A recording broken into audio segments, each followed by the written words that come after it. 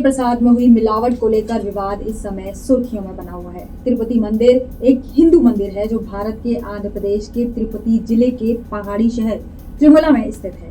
इस मंदिर में भगवान विष्णु के एक रूप भगवान वेंकटेश्वर की प्रतिमा है, जिसके दर्शन के लिए प्रतिदिन करीब 1 लाख श्रद्धालु यहाँ आते हैं।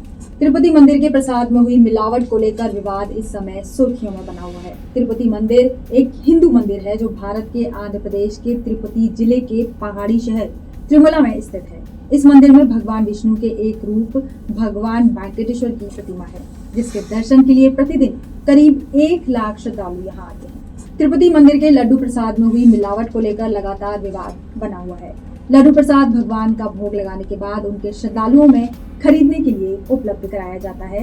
इन्हें खरीदने के लिए पंक्तियों में लगकर टोकन लेना पड़ता है। श्रद्धालु दर्शन के बाद लड्डू मंदिर परिसर के बाहर से खरीदते हैं। काफी समय से ये प्रथा इस मंदिर में चली आ रही है।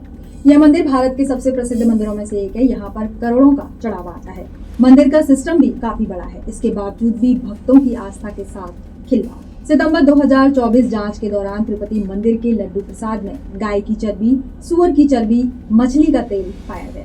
बताया जाता है कि मंदिर के प्रसादम की समय समय पर टेस्टिंग होती रहती है। जब सितंबर में प्रसाद की टेस्टिंग की गई तो मिलावट पाई गई, जिससे हिंदुओं की आस्था को गहरा धक्का। तिरुपति मंदिर यहाँ मंदिर परिसर में 300 साल पुरानी एक किचन पोटू है, जिसमें हर रोज शुद्ध देसी घी के 3.5 लाख लड्डू बनते हैं। शुद्ध बेसन, बूंदी, चीनी, काजू और शुद्ध घी से बनाए गए लड्डू तिरुपति मंदिर का मुख्य प्रसाद। इस प्रसाद को 200 ब्राह्मण बनाते हैं। प्रसाद को बनाने के लिए मंदिर हर साल करीब 5 लाख किलो और हर महीने 42,000 किलो घी खरीदता है।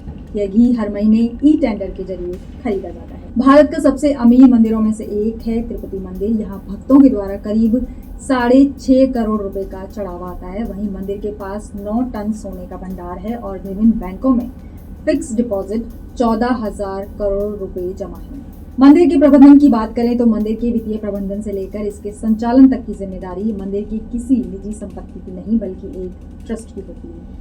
इस ट्रस्ट का पूरा नाम है तिरुमला तिरुपति देवस्थानम TTD, जिसका संचालन आंध्र प्रदेश सरकार द्वारा नियुक्त ट्रस्ट मंडल द्वारा किया जाता है।